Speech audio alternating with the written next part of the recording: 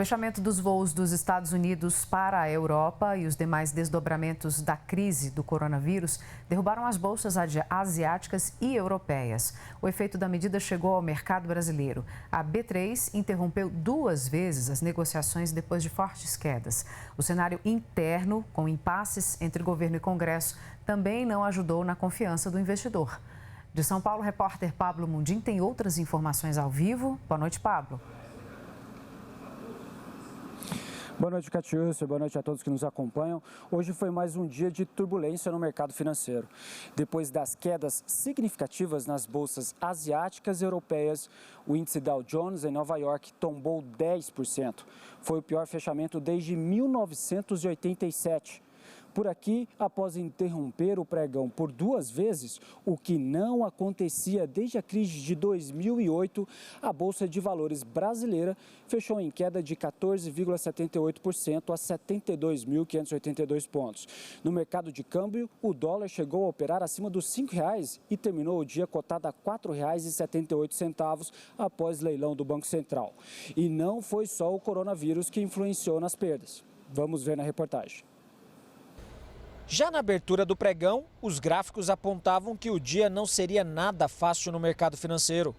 Acompanhando o cenário apreensivo lá fora, a Bolsa de Valores brasileira abriu o pregão em queda de 10%. O Circuit Breaker foi acionado por 2 vezes, o que não acontecia desde outubro de 2008. Para este economista, fatores externos e internos levaram a Bolsa ao caos.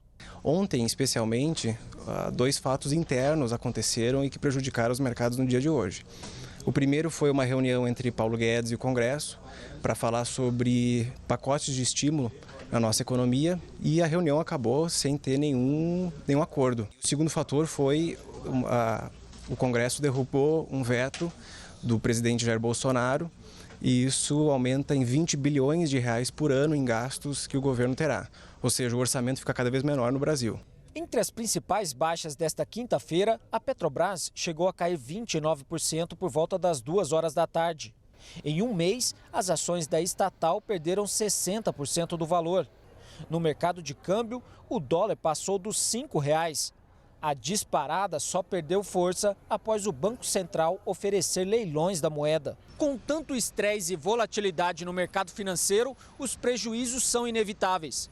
Segundo os analistas de fundos de investimentos financeiros, a Bolsa de Valores brasileira, a B3, já acumula queda acima de R$ 1 trilhão. Mas mesmo com este cenário de incertezas, especialistas da área acreditam que o Brasil não deve sofrer uma recessão. É bem possível que aconteça uma recessão fora do Brasil. O mundo inteiro está num ciclo de crescimento econômico, enquanto que o Brasil está começando um ciclo de crescimento econômico.